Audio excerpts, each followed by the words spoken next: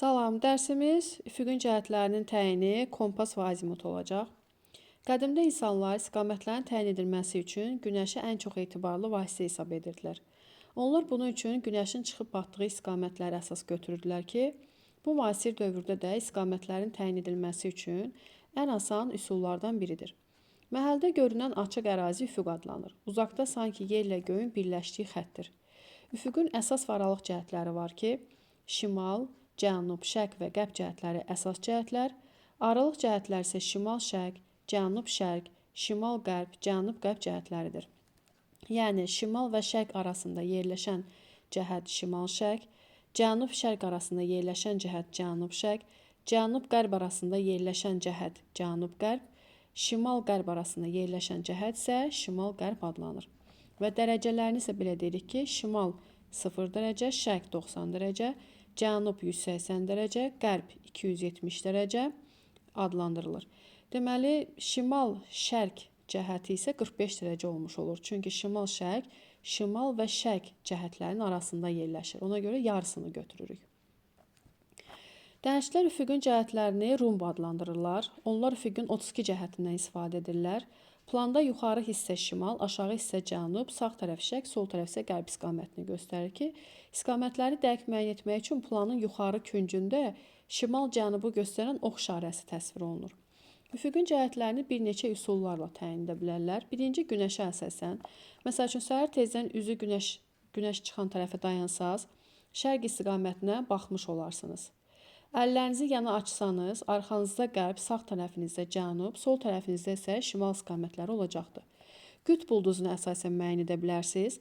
Yəni, bunun üçün səmada iri və parlaq ulduzlardan biri olan qütb ulduzunu tapmaq tələb olunur.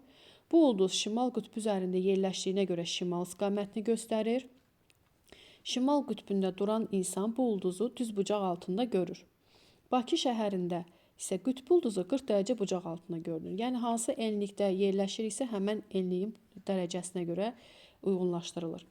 Cənub yarımkürəsində qütb ulduzu görünmür. Yəni, artıq ekvatoru keçib cənub yarımkürəsinə doğru keçiriksə, artıq qütb ulduzunu görmərik. Müsəlman ölkələrində minarələrin qapısına əsasən müəyyən edə bilərlər. Minarələrin qapısı qibləyə, yəni müqəddəs Məkkə şəhərinə tərəf açılır. İri qaya parçalarını və ağac gövdələrinin üzərindəki mamır onların şimal tərəfində bitir. Günorta kölgəsini əsasən müəyyən edə bilərik. Şimal tropikindən şimal qütbünə doğru günorta vaxtı kölgə şimala, cənub tropikindən cənub qütbünə doğru isə kölgə cənuba istiqamətlənmiş olur.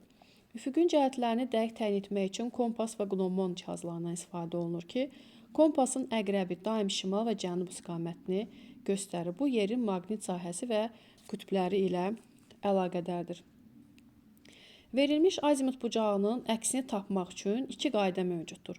Verilmiş azimut bucağı 180 dərəcədən kiçik olarsa, onun əksini tapmaq üçün üzərinə 180 dərəcə əlavə olunur. 40 dərəcəlik azimutla hərəkət edən səyyah geriyə ən qısa yolla dönmək üçün, deməli, hesablama qaydamız budur. 40-ın üzərinə 180 gəlirik. Yəni, 180-dən kiçik olduğuna görə 40-ın üzərinə 180 gəlirik. Olur 220 dərəcə.